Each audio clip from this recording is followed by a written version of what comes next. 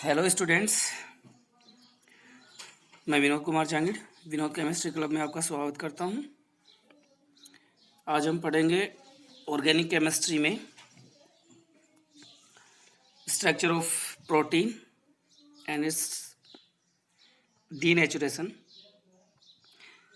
मतलब इसका विकृतीकरण। तो जो प्रोटीन है उसकी संरचना है ना, संरचनाएं किन किन संरचनाओं के आधार पर इसको दर्शाया जा सकता है। तो प्रोटीन की संरचना और इसका डीनेचुरेशन का मतलब होता है विकृतीकरण। इंपॉर्टेंट है विकृतीकरण, पहले भी आया हुआ एक बार क्वेश्चन, शायद ये 18 में या 17 में आया था। प्रोटीन के विकृतीकरण को समझाइए, ठीक है। तो स्टार्ट करते हैं हम प्रोटीन की संरचना। देखो, इससे पहले हमने पढ़ा था प्रोटीन की संरचना। संरचना को 4 स्तरों के आधार पर इसका अध्ययन किया जा सकता है या इसको समझा जा सकता है। 4 स्तरों के आधार पर इसका अध्ययन किया जाता है। तो 4 स्तर का मतलब प्राथमिक संरचना, द्वितीयक, तृतीयक, चतुष्क, ये 4 संरचनाएं हैं। 4 संरचनाएं पढ़ेंगे मोस्टली इसकी। सबसे पहले हम बात करेंगे प्राथमिक संरचना की, ठीक है। प्राथमिक संरचना पढ़ेंगे, प्राइमरी स्ट्रक्चर किसकी, प्रोटीन की, है ना। तो जिस भी स्टूडेंट ने अभी तक चैनल को सब्सक्राइब नहीं किया है तो मेरे channel Vinod chemistry club Sikar को सब्सक्राइब कर ले, है ना। बेल आइकन पे क्लिक कर ले और उस पर ऑल नोटिफिकेशन जो है उसको क्लिक कर ले। ऑल आएगा, जैसे बेल आइकन को दबाएंगे उसके ऊपर ऑल लिखा होगा, ऊपर ऊपर 3 ऑप्शन आएंगे जिसमें ऊपर ऑल होगा, उस ऑल के ऊपर क्लिक कर दे ताकि जो भी मैं वीडियो डालूँ उसका नोटिफिकेशन आपको तुरंत प्राप्त हो जाए, है ना। चलो हम स्टार्ट करते हैं प्रोटीन की प्राथमिक संरचना यानी प्राइमरी स्ट्रक्चर ऑफ प्रोटीन। देखो, इससे पहले हमने पढ़ा था प्रोटीन के संगठन में कि पॉलीपेप्टाइड श्रृंखलाएं होती हैं, फिर वो पेप्टाइड में टूटती हैं, अपघटित होती हैं, फिर उससे अल्फा एमिनो एसिड बनते हैं। फिर उसके बाद में हमने पढ़ा था एक टॉपिक पेप्टाइड, पॉलीपेप्टाइड प्रोटीन। तो पेप्टाइड एमिनो एसिड्स जो है इकाइयाँ आपस में जुड़ती हैं, पेप्टाइड बनाती हैं, एमाइड बंध बनता है जिसे पेप्टाइड बंध बोलते हैं। फिर उसके बाद में वो पेप्टाइड जो है वो और अधिक पेप्टाइड बंधों का निर्माण करते हैं, अर्थात अल्फा एमिनो एसिड की इकाइयाँ और अधिक संख्या में जुड़ती हैं। और जब वो 10 से अधिक और 100 तक की अगर संख्या हो जाती है उन्हें पॉलीपेप्टाइड कहते हैं। फिर ये पॉलीपेप्टाइड संख्याएं आपस में जुड़ करके प्रोटीन का फॉर्मेशन करती है ना। तो इस प्रकार से पॉलीपेप्टाइड श्रृंखलाएं जो होती हैं वो प्रोटीन बनाती हैं, ठीक। तो इसका मतलब प्रोटीन की संरचना में जुड़ी क्या होती है, पॉलीपेप्टाइड श्रृंखलाएं। और पॉलीपेप्टाइड श्रृंखलाएं जो होती हैं वो आपस में हाइड्रोजन बंध के द्वारा जुड़ी होती हैं। किस प्रकार का हाइड्रोजन बंध होता है इसके अंदर, तो हमने प्रोटीन का वर्गीकरण पढ़ा था, अंतराण्विक और अंत्याण्विक, है ना, रेशेदार और एक दानेदार, ऐसे प्रोटीन के बारे में पढ़ा था अपन ने। तो जो प्रोटीन की प्राथमिक संरचना होती है, इस प्राथमिक संरचना में जो पॉलीपेप्टाइड श्रृंखलाएं होती हैं, अब इन पॉलीपेप्टाइड श्रृंखलाओं को बनाने वाली इकाई कौन होती है, अल्फा एमिनो अम्ल, क्योंकि इनमें अल्फा एमिनो अम्ल जुड़े होते हैं। तो प्राथमिक संरचना में क्या होता है, जो पॉलीपेप्टाइड श्रृंखलाएं होती हैं इनके अंदर उपस्थित जो एमिनो अम्ल होते हैं, अल्फा एमिनो अम्ल, इन अल्फा एमिनो अम्लों की संख्या, यानी जो इनका जो इनकी संख्या होती है ये, और इनके जुड़ने का जो क्रम होता है, जुड़ने का क्रम, ये प्राथमिक संरचना निर्धारित करती है। यानी एक पॉलीपेप्टाइड श्रृंखला में कितनी संख्या में अम्ल जुड़े होंगे और ये किस क्रम में जुड़े होंगे, पहले कौन सा फिर कौन सा फिर कौन सा फिर कौन सा, वो क्रम एक निश्चित है, वो निर्धारित है। तो वो इनका सबका निर्धारण जो होती है वो प्राथमिक संरचना करती है ना। तो प्रोटीन की प्राथमिक संरचना जो होती है उनमें पॉलीपेप्टाइड श्रृंखलाओं में उपस्थित एमिनो अम्लों की संख्या व उनके जुड़ने का क्रम निर्धारित करती है प्रोटीन की प्राथमिक संरचना, है ना। यदि इनकी श्रृंखलाओं में से किसी भी एमिनो अम्ल का अगर स्थान परिवर्तित कर दिया जाता है या स्थान परिवर्तित हो जाता है, यानी कोई भी जितने भी एमिनो अम्ल श्रृंखला में जुड़े उनमें से किसी का भी अगर स्थान परिवर्तित हो जाए, स्थान में फेरबदल हो जाए, एक की जगह दूसरा आ जाए, या कोई भी एक स्थान से हट करके दूसरे स्थान पर वो वाला उस स्थान पे आ जाए, यानी स्थान परिवर्तन हो जाए या स्थान परिवर्तित कर दिया जाए, तो प्रोटीन की जो जैविक सक्रियता होती है ना, जैविक सक्रियता, ये समाप्त हो जाती है। यानी ये जैविक रूप से क्रिया करना बंद कर देता है। इसका मतलब ये होता है जैविक सक्रियता समाप्त होना, जैविक रूप से क्रिया करना बंद कर देगा। जैसे एक एग्जांपल है, हीमोग्लोबिन जो होता है ना, हीमोग्लोबिन एक प्रोटीन होती है, क्योंकि हमने पढ़ा था संयुग्मी प्रोटीन, क्रोमोप्रोटीन आया था इसमें संयुग्मी प्रोटीन में, क्योंकि इसमें प्रोटीन के साथ साथ में प्रोस्थेटिक जो समूह होता है ना वो क्रोमो होते हैं, कुछ वर्णक होते हैं ना, तो ये होती है हीमोग्लोबिन। क्रोमोप्रोटीन का उदाहरण था क्लोरोफिल भी था, वहाँ पीछे हमने वर्गीकरण में इनमें पढ़ा था। सॉरी। तो हीमोग्लोबिन में लगभग 574 एमिनो अम्ल पाए जाते हैं। हीमोग्लोबिन प्रोटीन होती है और इसके अंदर 574 एमिनो अम्ल पाए जाते हैं भाई। हीमोग्लोबिन में 574 एमिनो अम्ल। ठीक, ये जो एमिनो अम्ल होते हैं इनके जुड़ने का क्रम निश्चित होता है। यदि इन एमिनो अम्ल के क्रम होते हैं जो श्रृंखलाओं में, यानी पॉलीपेप्टाइड श्रृंखलाएं जो होती है ना, इनके अंदर एमिनो अम्ल जुड़े होते हैं और इन एमिनो अम्लों का जो जुड़ने का क्रम होता है वो निर्धारित होता है। यदि इनमें से किसी भी एमिनो अम्ल का यदि स्थान बदल दिया जाए, है ना, किसी भी एमिनो अम्ल का स्थान बदल दिया जाए, किसी एक का कोई भी हो, अगर उसका स्थान बदल दिया जाता है तो उससे एक रोग हो जाता है जिसका नाम है सिकल सेल एनीमिया रोग। देखो यहाँ पे अंडरलाइन भी कर रखा है मैंने, ये रोग हो जाता है। तो सिकल सेल एनीमिया रोग क्या है और ये किस में होता है? तो हीमोग्लोबिन होती है, उसमें 574 एमिनो अम्ल पाए जाते हैं, जिनमें से किसी भी एक एमिनो अम्ल का अगर स्थान परिवर्तित हो जाता है तो उसे सिकल सेल एनीमिया रोग हो जाता है ना। सिकल सेल एनीमिया रोग रक्ताल्पता होता है एक तरह से ये, जिसकी वजह से व्यक्ति की ना मृत्यु भी हो सकती है, यानी व्यक्ति जो है वो मर भी सकता है, मृत्यु भी हो सकती है व्यक्ति की। तो ये होता कैसे है? देखो यहाँ पे इसके जुड़ने का क्रम है, जैसे वेलिन है, स्टेडिन है, थ्रियोनिन है, ट्रिप्टोफैन है और ग्लूटामिक अम्ल था, हमने पढ़ा था। यदि यहाँ पे ग्लूटामिक अम्ल जो है ना, इसके स्थान पे ट्रिप्टोफैन और ट्रिप्टोफैन की जगह पे ग्लूटामिक अम्ल आ जाए, यानी यहाँ पे ये स्थान परिवर्तन हो रहा है, अगर ये आ जाता है तो इस परिवर्तन के कारण जो रोग होता है वो होता है सिकल सेल एनीमिया। देखो यहाँ पे ग्लूटामिक अम्ल है, ये एक नॉर्मल संरचना है ना, ये हो गया स्थान परिवर्तित होने के बाद में सिकल सेल एनीमिया रोग। तो इस प्रकार से इसका स्थान परिवर्तन हो गया ग्लूटामिक अम्ल का और ट्रिप्टोफैन का, इसीलिए यहाँ पे क्या हो गया, सिकल सेल एनीमिया रोग उत्पन्न हो गया, है ना। ये हो गया सिकल सेल एनीमिया रोग। एक और है इस, ये तो रोग बताया गया कि सिकल सेल एनीमिया इस प्रकार से होता है। इसमें एक सर्वप्रथम और आया था, एक नाम है फ्रेडरिक सेंगर, साइंटिस्ट है फ्रेडरिक सेंगर। फ्रेडरिक सेंगर जो है, इन्होंने सन 1958 में जो हार्मोन होता है हमारे शरीर में, अग्नाशय ग्रंथि होती है जिसके द्वारा लैंगरहैंस द्वितीय कोशिका होती है, इंसुलिन हार्मोन स्रावित होता है ना। मधुमेह रोगी जो होते हैं उनमें इंसुलिन हार्मोन की कमी हो जाती है, इसलिए उनको मधुमेह रोग होता है। शुगर, डायबिटीज, तो ये रोग इसी के कारण होता है। तो सबसे पहले ये रोग हुआ ना, ये प्रोटीन की प्राथमिक संरचना में अंतर होने के कारण हुआ। किसके? इंसुलिन हार्मोन की, है ना। कैसे? देखो इसकी जो संरचना है उसका निर्धारण कौन करता है? इंसुलिन हार्मोन, ठीक है। तो ये जो है ये प्राथमिक संरचना का निर्धारण करता है इंसुलिन हार्मोन, उसकी जो लैंगरहैंस द्वीप की कोशिका होती है उनमें स्रावित होता है, इनमें प्राथमिक संरचना का निर्धारण करता है। तो इसमें 51 एमिनो अम्ल पाए जाते हैं, 51 एमिनो एसिड, ये इस इंसुलिन हार्मोन के अंदर पाए जाते हैं, ठीक, ये इसके अंदर होते हैं। अब अगर इनमें इंसुलिन हार्मोन की कमी हो जाती है तो इनमें किसी ना किसी एमिनो अम्ल जो है उसका स्थान जो होता है ना वो परिवर्तित हो जाता है, उसकी कमी हो जाती है, जिसकी वजह से ना व्यक्ति को क्या हो जाता है? डायबिटीज, शुगर, जिसे हम मधुमेह बोलते हैं हिंदी में, तो ये मधुमेह रोग हो जाता है, शुगर हो जाता है, डायबिटीज हो जाता है। तो ये सबसे पहले बताया था किसने? फ्रेडरिक सेंगर ने 1958 में। तो इसी के आधार पर फिर ये सिकल सेल एनीमिया रोग को बताया गया है। तो यहाँ पे इंपॉर्टेंट है सिकल सेल एनीमिया रोग, ये वाला, ये इंपॉर्टेंट है, ध्यान रखें, सिकल सेल एनीमिया रोग, ठीक है।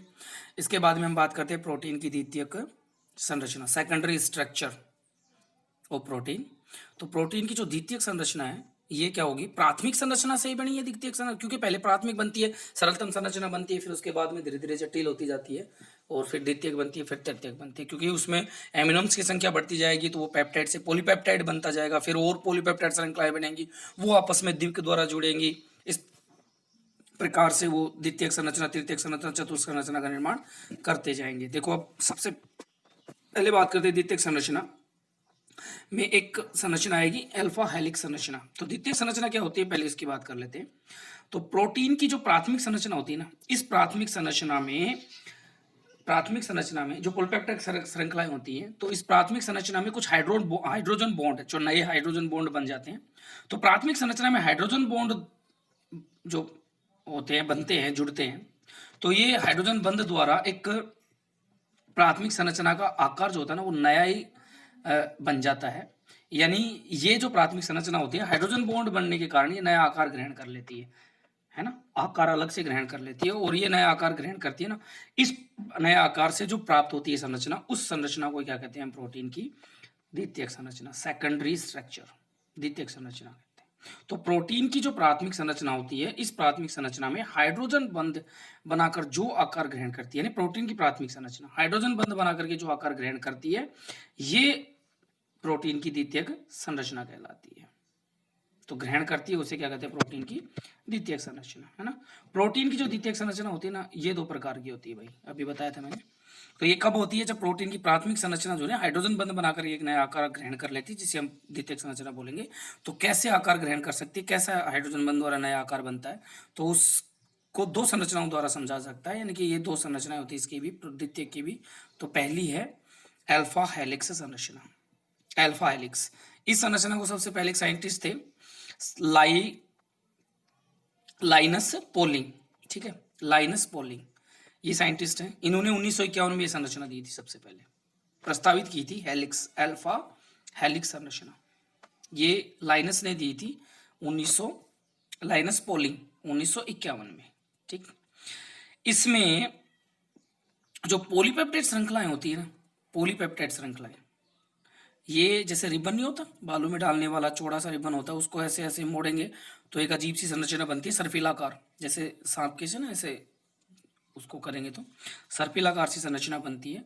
तो इसमें पॉलीपेप्टाइड श्रृंखलाएं जो होती है ना, वो मुड़े हुए रिबन के समान सर्पिलाकार होकर के और हेलिक्स संरचना का फॉर्मेशन करती हैं। जैसे आपने डीएनए की द्विकुंडलित संरचना पढ़ी होगी 10th में, है ना, तो उस टाइप से, तो द्विकुंडलित संरचना होती है, उस टाइप से ये हेलिक्स संरचना का फॉर्मेशन करती है, ऐसे उभरा हुआ सा होता है, इस प्रकार से हेलिक्स संरचना का फॉर्मेशन करती है, सर्पिलाकार होकर के हेलिक्स संरचना बनाती है। तो इस संरचना में एक जो हेलिक्स होता है ना, उस एक हेलिक्स में, यानी एक हेलिक्स कैसे होगा, ऐसे आगे संरचना भी आएगी, ये एक हेलिक्स है, ठीक, ये फिर ये दूसरा हेलिक्स हो जाएगा, ये, तो इसका एक हेलिक्स, ये हेलिक्स है, एक ये हेलिक्स, एक हेलिक्स का NH समूह, है ना, वह दूसरे हेलिक्स का CO समूह, एक हेलिक्स का तो NH समूह और दूसरे हेलिक्स का CO समूह, इन दोनों समूह के मध्य, NH और CO समूह के मध्य H बॉन्ड पाया जाता है, हाइड्रोजन बंध बनता है,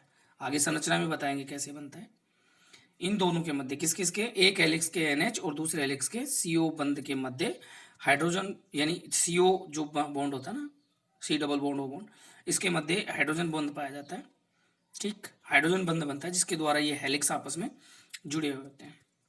यह संरचना होती है ना दक्षिणावर्त पेंच, दक्षिणावर्त पेंच, पेंच का मतलब होता है जो अपने पास स्क्रू होता है, नीचे चूड़ियां होती है उसमें, उसको ऐसे मतलब अगर हम टाइट करेंगे तो दाईं ओर घुमाना पड़ता है, वो ऐसे दाईं ओर घुमाते हैं, दक्षिणावर्त पेंच।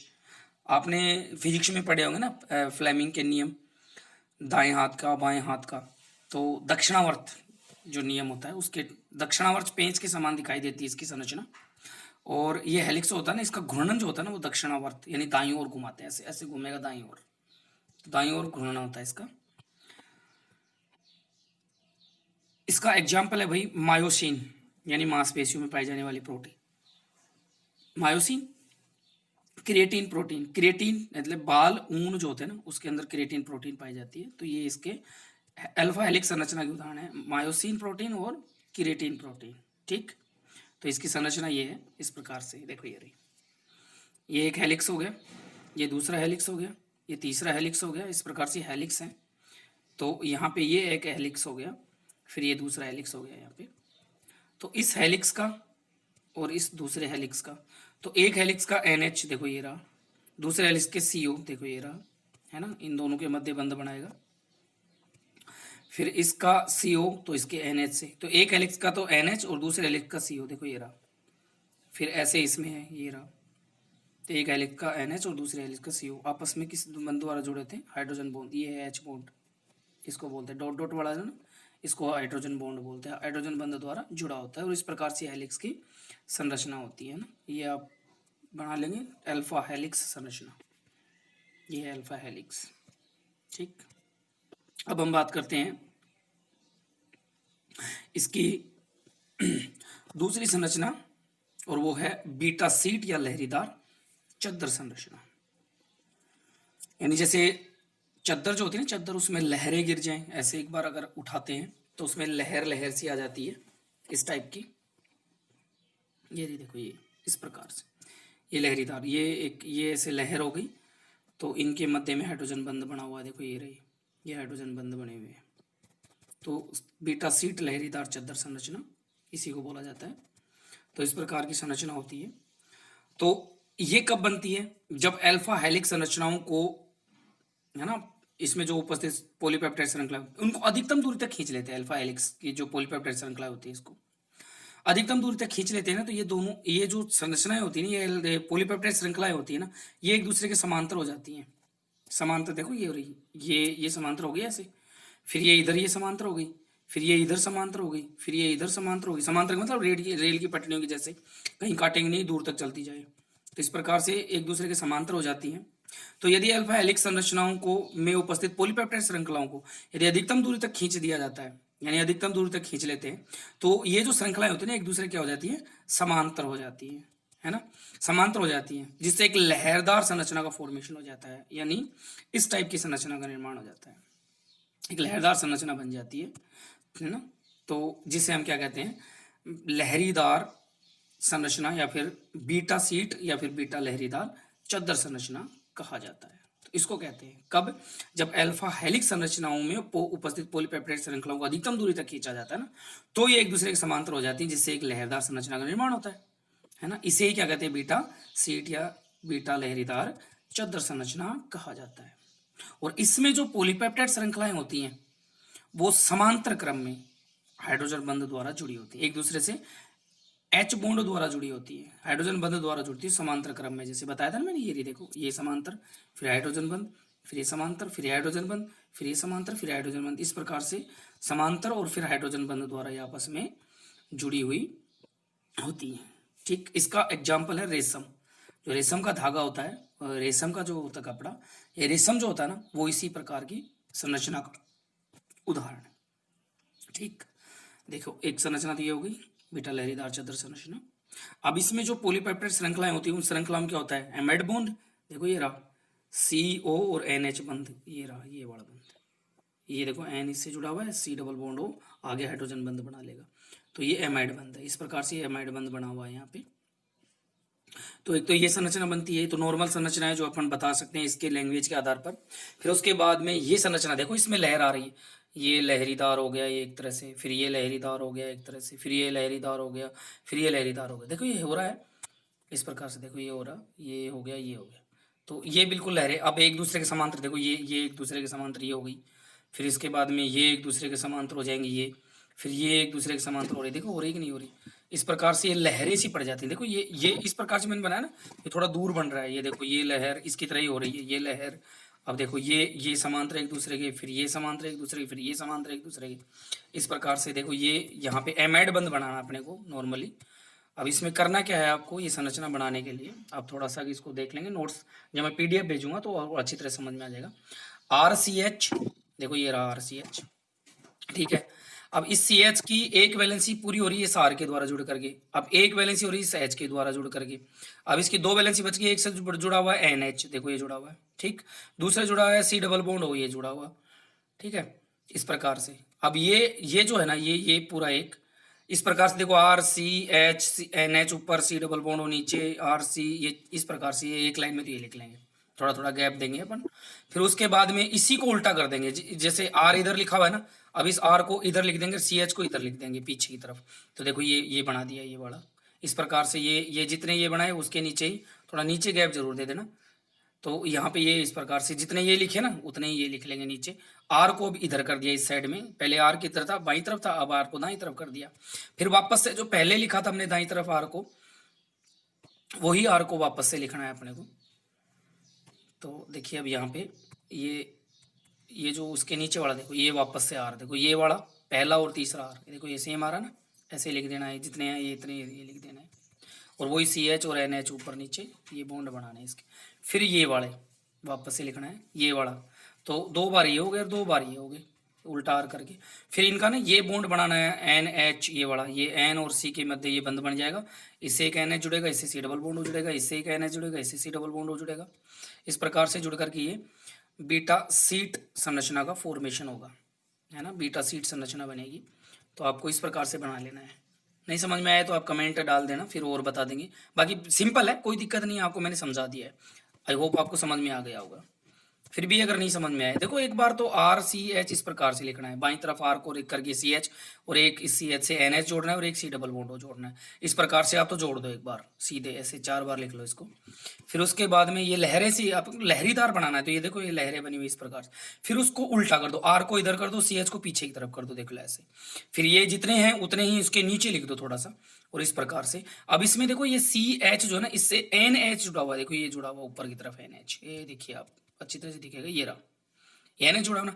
तो इस एन को इस ऊपर वाले सी से जोड़ना है अपने को, जैसे ये सी डबल बॉन्ड हो ना, इस सी से इस एन को जोड़ना है।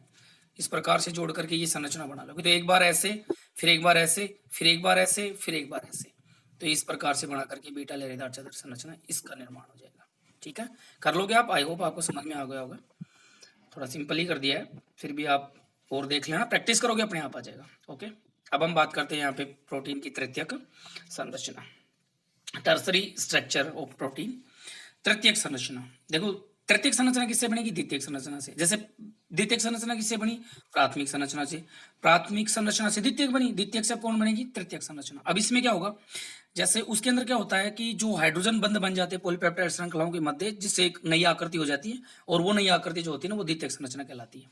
ठीक, वो 2 प्रकार की थी, अल्फा हेलिक्स संरचना और बीटा लहरीदार चद्दर संरचना, बीटा सीट संरचना। ठीक, अब तृतीयक संरचना क्या होगी? देखो तृतीयक संरचना में जब द्वितीयक संरचना है ना, इस संरचना में और ज्यादा वलन, वलन का मतलब होता है लिप्टन, ऐसे इस प्रकार से। ये लिप्टनों की संख्या अगर बढ़ जाए, यानी अधिक वलन हो जाए या लिप्टन की संख्या अधिक हो जाए, तो उससे जो आकृति बनती है वो तृतीयक संरचना कहलाएगी भाई। सिंपल ये है कि अगर द्वितीयक संरचना में वलनों की संख्या ज्यादा हो जाए, ऐसे लिप्टनों की संख्या ज्यादा हो जाए, तो वो तृतीयक संरचना कहलाती है। तो वही है कि जब प्रोटीन की द्वितीयक संरचना में, है ना, वो अधिक वलन या लिप्टन उपस्थित हो जाए, यानी वलनों की संख्या अधिक हो जाए या लिप्टनों की संख्या अधिक हो जाए, तो इसे ही क्या कहते हैं हम? तृतीयक संरचना कहते हैं प्रोटीन की। तो ये प्रोटीन की तृतीयक संरचना कहलाती है, टर्सरी स्ट्रक्चर ऑफ प्रोटीन।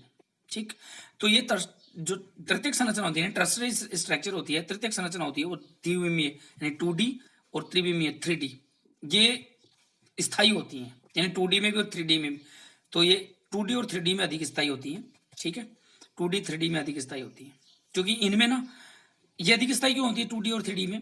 क्योंकि इनमें हाइड्रोजन बॉन्ड, वांडरवाल्स बंध, है ना, स्थिर वैद्युत आकर्षण बल बंद होता है ये, और डाई सल्फाइड बंध ये पाए जाते हैं इनके अंदर, ये उपस्थित होते हैं। इसीलिए ये 2D और 3D में ज्यादा स्थायी होती हैं। क्यों? क्योंकि हाइड्रोजन बॉन्ड, वांडरवाल्स बॉन्ड, स्थिर वैद्युत आकर्षण बंध, डाई सल्फाइड बंध आदि पाए जाते हैं।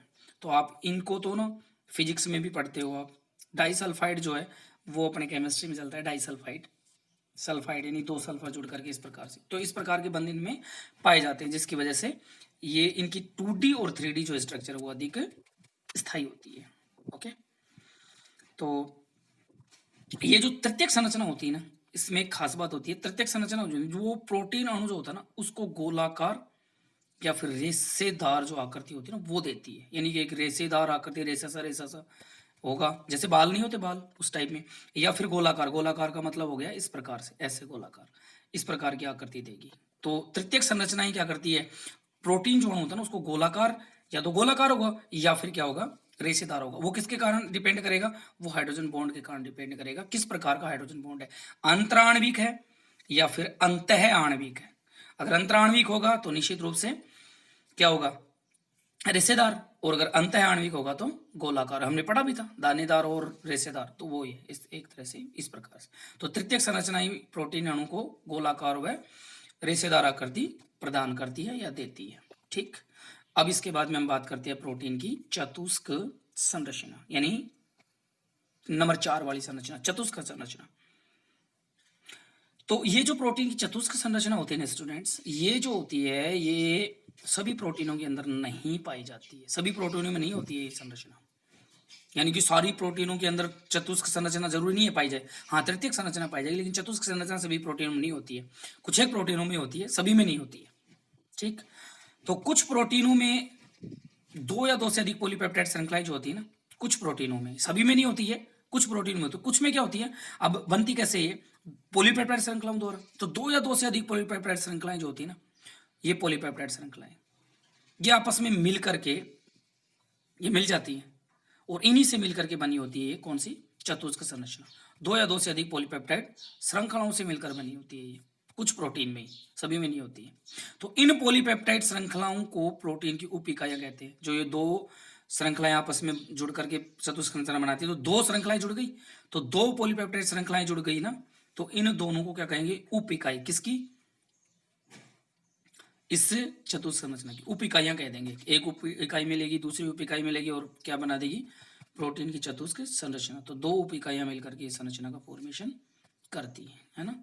तो ये पॉलीपेप्टाइड श्रृंखलाएं उप इकाइयां कहलाती हैं। तो ये उप इकाइयां जो होती है ना, जैसे एक उप इकाई बन गई, ऐसे ऐसे बना दिया, फिर ऐसे ऐसे बना दिया, दोनों मिल गई, चतुष्क संरचना बन गई। तो ये दोनों उप इकाइयां आपस में द्विक द्वारा, द्विक का मतलब होता है कि 2D के द्वारा जुड़ी, तो द्विक द्वारा जुड़ी होती है इस प्रकार से। ये फिर इसके बाद में ये दूसरी श्रृंखला इस प्रकार से जुड़ गई, तो ये यहाँ पे ये द्विक बन गया ये।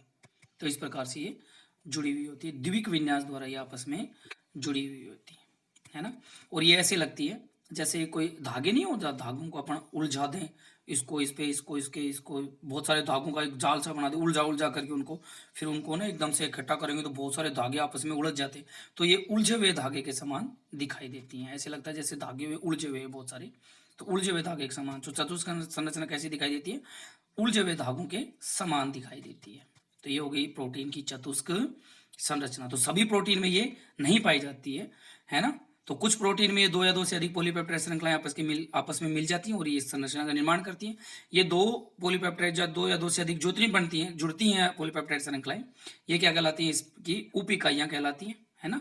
ये आपस में द्विक द्वारा जुड़ी होती है, द्विक विन्यास द्वारा जुड़ी होती है, और ये कैसे दिखाई देती हैं, उलझे हुए धागे के समान दिखाई देती हैं। ठीक, तो यहाँ पे ये होगी इसकी चतुष्क संरचना। अब जो ये चतुष्क संरचना होती है ना, ये 3D में होती है भाई, यानी कि चतुष्क संरचना होती है त्रिविमीय होती है, 3D होती है, यानी कि ये 3D होती है, 2D नहीं होती है, ये 3D होती है चतुष्क संरचना ज्यादातर, क्योंकि ये द्विक द्वारा जुड़ी होती है। तो ये 3D होती है, 3D त्रिविमीय होती है संरचना, कौन सी, चतुष्क संरचना। अब हम यहाँ पे प्रोटीन की जो 4 संरचनाएं पढ़े हैं ना, उनकी प्रारूपिक संरचनाएं किस प्रकार की होती है, यानी कि हम सामान्यतः अगर इनको दर्शाएं तो किस प्रकार से दर्शाएंगे, ये संरचना यहाँ पे मैंने बना रखी है, दिखा रखी है आप लोगों को। देखो ये तो हो गई प्राथमिक संरचना। नॉर्मली ये क्या करती है, जो एमिनो अम्ल्स होते हैं उनके जुड़ने का क्रम और उनकी संख्या निर्धारित करती है। तो देखो इसमें जो बिंदु डॉट डॉट मैंने दर्शा रखे हैं ना, ये डॉट डॉट जो होते हैं वो एमिनो अम्ल्स है, ये एमिनो अम्ल्स है, ये प्राथमिक संरचना की नॉर्मल है। फिर उसके बाद में हाइड्रोजन बंध बनाने के बाद में जो आकार, तो देखो ये हाइड्रोजन बंध बनने के कारण इसमें इस प्रकार से हो जाता है। तो ये हो गई द्वितीयक संरचना। तृतीयक संरचना देखो, एक तो ये वलन हो गई, फिर ये वलन हो गई, तो इसमें वलन यानी लिप्टन की संख्या ज्यादा होगी, लिप्टन की संख्या ज्यादा होगी, तो ये कौन सी होगी, तृतीयक संरचना। अब देखो ये एक पॉलीपेप्टाइड श्रृंखला, ये एक, ये दोनों आपस में जुड़ गई, ये 2 हो गई, उपिकाइयां हो गई है, ऐसे एक और जुड़ जाए, दूसरी और जुड़ जाए, तो इस प्रकार से उपिकाइयां, देखो ये इस प्रकार से जुड़ गई चतुष्क संरचना, ये दोनों इकाइयां आपस में जुड़ गई द्विक द्वारा, तो इस प्रकार से इसको बोलेंगे प्रोटीन की चतुष्क संरचना। तो ये हो गई प्रोटीन की प्रारूपिक संरचनाएं 4। तो आप ये दर्शा सकते हो ना, इस प्रकार से इसकी संरचनाएं होती है। थोड़ी जटिल हो जाती है चतुष्क संरचना बहुत ज्यादा, ये तो नॉर्मली करके दिखाया गया है। तो अब हम पढ़ेंगे प्रोटीन का विकृतीकरण, यानी कि डीनेचुरेशन ऑफ प्रोटीन, प्रोटीन का विकृतीकरण, बड़ा इंपॉर्टेंट टॉपिक है, शायद मैंने ऊपर इंपॉर्टेंट डाल रखा है इसमें। तो ये प्रोटीन जो है उसका विकृतीकरण, ये आया हुआ भी है, शायद 17 में आपको मिलेगा, ये कंफर्म है, शायद 17 में प्रोटीन के विकृतीकरण को समझाइए। 18 में तो शायद नहीं है, 17 में ही है, और बाकी देख लिया आप 17 और 18 में ये आया हुआ है, 17 में कंफर्म है। तो ये क्वेश्चन आया हुआ है, प्रोटीन के विकृतीकरण को समझाइए, तो हो सकता है 2021, तो इसको ये इंपॉर्टेंट है, ध्यान रखें। तो ये प्रोटीन का विकृतीकरण होता क्या है, देखो प्रोटीन में हमने पढ़ा है कि अल्फा एमिनो एसिड से जुड़े हुए होते हैं, ठीक, और ये पॉलीपेप्टाइड श्रृंखलाएं बनाते हैं। अब इनकी जो संरचना होती है, प्राथमिक, द्वितीयक, तृतीयक, चतुष्क, 4 संरचनाएं होती हैं प्रोटीन की, ठीक। अब ये संरचनाएं कब बनती हैं, पॉलीपेप्टाइड श्रृंखलाओं के द्वारा बनती हैं, एमिनो एसिड से जुड़े होते हैं उनके द्वारा बनती हैं। लेकिन प्राथमिक संरचना जो होती है वो इंपॉर्टेंट होती है, वो चाहे कुछ भी करे प्रोटीन की, वो तो रहेगी, नॉर्मल है, उससे तो जुड़े रहेंगे प्रोटीन, तभी प्रोटीन रहेगी वो, तो वो प्राथमिक संरचना होगी। लेकिन द्वितीयक, तृतीयक, चतुर्थ संरचना आपस में बिखर जाती है, बिखर जाती है। कौन सी, द्वितीयक, तृतीयक, चतुर्थ संरचना, और ये यानी द्वितीयक, तृतीयक, चतुर्थ संरचनाओं का बिखरना ही क्या कहता है, क्या कहलाता है, प्रोटीन का विकृतीकरण कहलाता है। अब ये कब होगा, देखो इसमें मैंने लिखा हुआ है पूरा कि जब हम प्रोटीन को गर्म करते हैं, है ना, बिखरेगी कब प्रोटीन, जब इसको गर्म करेंगे, या फिर इसकी अभिक्रिया ना आम्ल क्षार या फिर किसी लवण के साथ कराते हैं। देखो ये इंपॉर्टेंट, कब कब प्रोटीन बिखरती है, कब कौन कौन सी संरचना बिखरेंगी, द्वितीयक, तृतीयक और चतुर्थ संरचनाएं यही बिखरेंगी प्रोटीन की, कब, जब प्रोटीन को गर्म करेंगे, या फिर प्रोटीन की क्रिया किसके साथ में करवाएंगे, आम्ल क्षार या फिर लवण के साथ में करवाते हैं। तो क्या होता है, तो जब प्रोटीन की अभिक्रिया लवण, अम्ल, क्षार व लवण के साथ में करवाते हैं या फिर प्रोटीन को गर्म करते हैं, तो ये जो प्रोटीन होती है वो विकृत होकर के स्कंदित हो जाती है या अवक्षेपित हो जाती है, यानी गाढ़ी गाढ़ी से हो जाती है और बाकी संरचनाएं बिखर जाती हैं, है ना। इससे ही हम क्या कहते हैं, प्रोटीन का विकृतीकरण कहते हैं। तो सिंपली जब प्रोटीन को गर्म करते हैं या इसकी अभिक्रिया अम्ल, क्षार या लवण के साथ में करवाते हैं, तो यह विकृत होकर के स्कंदित हो जाती है या फिर इसको अवक्षेपित हो जाती है, अवक्षेपण भी बोलते हैं स्कंदित होना को, तो अवक्षेपित हो जाती है, इसे हम प्रोटीन का विकृतीकरण कहते हैं, यानी कि डीनेचुरेशन कहते हैं, ठीक। विकृतीकरण में क्या होता है, अभी बताया था मैंने कि प्रोटीन के विकृतीकरण में जो प्राथमिक संरचना होती है ना, वो तो रहती है वैसे के वैसे, यानी इसके ऊपर कोई प्रभाव नहीं पड़ता, कोई प्रभाव नहीं पड़ता प्राथमिक संरचना के ऊपर।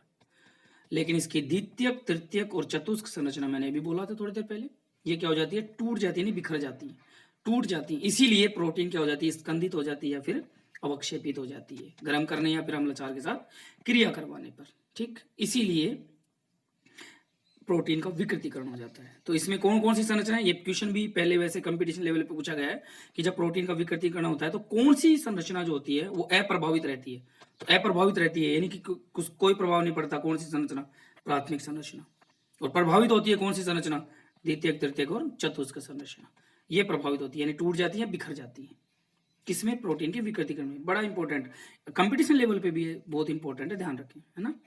अब हम बात करते हैं प्रोटीन जो होता है उसका विकृतीकरण करते हैं, तो उसकी वजह से इसकी जैविक क्रियाशीलता, यानी सजीवों के शरीर में जो इसकी सक्रियता होती है वो खत्म हो जाती है, यानी जैविक क्रियाशीलता इसकी खत्म हो जाती है, कब, जब इसका क्या करते हैं, विकृतीकरण करते हैं। देखो इसका एग्जांपल देते हैं अपन, जैसे अंडे को गर्म करने पर इसकी प्रोटीन, जो इसकी प्रोटीन होती है ना, वो उसका स्कंदन हो जाता है, यानी उसकी प्रोटीन का स्कंदित होना, ये क्या कहलाता है, प्रोटीन का विकृतीकरण। अंडे को गर्म करते हैं, कई बार हम मार्केट में जाते हैं तो वहाँ पे एक जो दुकान होती है, एक की रेडी जो होती है, वहाँ पे देखते हैं वो गर्म करते रहते हैं। तो कभी आपने ऑब्जर्व किया हो, किसी दोस्त के साथ गए हो या वैसे ही चलते चलते आपने अगर ऑब्जर्व कर लिया हो, देख लिया हो या कि क्या कर रहे हैं ऐसे, तो कभी देखा हो आपने कि वो अंडा जो होता है उसके अंदर वाइट वाइट कलर का निकलता है, पीले पीले कलर का निकलता है, योक बोलते हैं उसको, और उसमें वाइट कलर का निकलता है, वो प्रोटीन होता है।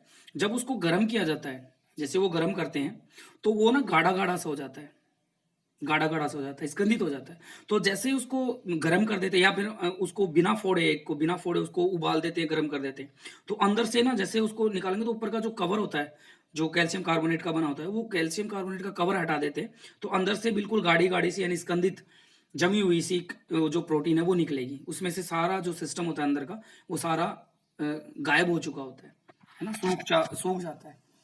तो वो जो उसके अंदर वाटर होता है वो जेली वेली बनाने में या उसके अंदर काम आ जाता है, वहीं पे उसको जेली बनाने में काम आ जाता है, यानी कि उसको ठोस गाढ़ा स्कंदित करने में काम आ जाता है। तो वो स्कंदित हो जाती है, ठोस हो जाती है। अब जैविक क्रियाशीलता मतलब कैसे खत्म होगी, अब अगर उसको नहीं गर्म करें, एग को ऐसे कैसे रखें, नेचुरल एग है और उसको ऐसे कैसे रखेंगे, रखेंगे तो उसमें से ना चूजा निकलेगा, क्योंकि एक जीव उत्पन्न होगा उसमें से। यदि उसको गर्म कर देंगे तो उसकी जैविक क्रियाशीलता खत्म। अब वो जीव जो होता है वो नष्ट, यानी जैविक क्रियाशीलता खत्म होने के कारण उसमें से जीव यानी चूजा जो है वो नहीं होगा। उबालने के बाद में अंडे को चाहे कैसे पटको, कहीं भी रखो, चाहे मुर्गी फॉर्म में वापस रखो, तो मुर्गी उसको खूब मतलब गर्म करे, कुछ भी करे, लेकिन उससे चूजा नहीं बनता है। इसका मतलब होता है जैविक क्रियाशीलता खत्म। तो जब प्रोटीन विकृत हो जाती है तो उसकी जैविक क्रियाशीलता खत्म हो जाती है, यानी जैविक रूप से वो क्रियाशील नहीं रहता है। जैसे दूध का दही जमना, ये भी एक प्रोटीन का विकृतीकरण होता है। दूध जो होता है उसमें केसिन प्रोटीन पाई जाती है एक तरह से दूध में, और वो क्या बना देती है, जब उसमें स्कंदित हो जाता है या उसमें अम्ल क्षार यानी कि उसमें खट्टा डाला जाता है, एक तरह से अम्ल क्षार डाला जाता है, तो इसकी वजह से वो क्या हो जाता है, दही में परिवर्तित हो जाता है, यानी स्कंदित हो जाती है वो प्रोटीन, जिसे दही बन जाता है, दही जम जाता है। तो ये हो गया प्रोटीन की स्ट्रक्चर। तो प्रोटीन की चार संरचनाएं होती हैं, चारों को हमने पढ़ लिया है। उसके बाद में प्रोटीन के विकृतीकरण को पढ़ा है, तो बड़ा इंपॉर्टेंट विकृतीकरण, ध्यान रखना आप। कब होगा, जब प्रोटीन को गर्म करेंगे या इस प्रोटीन की अभिक्रिया मतलब क्षार के साथ या लवण के साथ करवाएंगे, तब प्रोटीन स्कंदित हो जाती है। ठीक, तो इसको याद रखना, ये इंपॉर्टेंट है। ठीक है, तो आज का ये प्रोटीन शायद खत्म हो गया अपना। एक इसका उपयोग और होता है भाई। इसका उपयोग क्या होता है, जैसे हमारा जो ब्लड होता है, रक्त होता है ना, तो उसके अंदर ग्लूकोज, और रक्त के अंदर होता है ग्लूकोज। तो ग्लूकोज जो होता है उसकी मात्रा का निर्धारण करने के लिए भी प्रोटीन के विकृतीकरण का ना इसका उपयोग किया जाता है। चलो एक दो लाइन होगी, तो नेक्स्ट वीडियो में आपको इसके उपयोग की एक दो लाइनें हैं, उसके बारे में आपको बताएंगे। तो ये प्रोटीन यहीं तक है। नेक्स्ट वीडियो में अपन विटामिन सी पढ़ेंगे, तो इसकी एक दो लाइन हो सकती है कि प्रोटीन के विकृतीकरण का महत्व वैसे आता नहीं है, लेकिन फिर भी कंपटीशन लेवल पे हो सकता है कि किसके लिए आता है। तो रक्त जो होता है उसके अंदर रुधिर जो होता है अपना, उसमें ग्लूकोज होता है ना, उसके परीक्षण के लिए ही किया जाता है इसका उपयोग। तो इसकी दो लाइन बनी होंगी और अगले वीडियो के अंदर आ जाएंगी। ठीक, तो आई होप आपको ये वीडियो पसंद आया होगा। तो पसंद आया तो लाइक ज़रूर करें, नहीं पसंद आया तो डिसलाइक करें, कोई दिक्कत नहीं। बाकी दोस्तों में शेयर करें, इसका लाभ दूसरों को भी मिल सके। अगर किसी ने चैनल को सब्सक्राइब नहीं किया तो चैनल को सब्सक्राइब जरूर कर लेना, बेल आइकन को क्लिक कर ले, उसमें ऑल नोटिफिकेशन को क्लिक कर दे, ताकि जो भी मैं वीडियो डालूं उसका नोटिफिकेशन आपको प्राप्त हो जाए।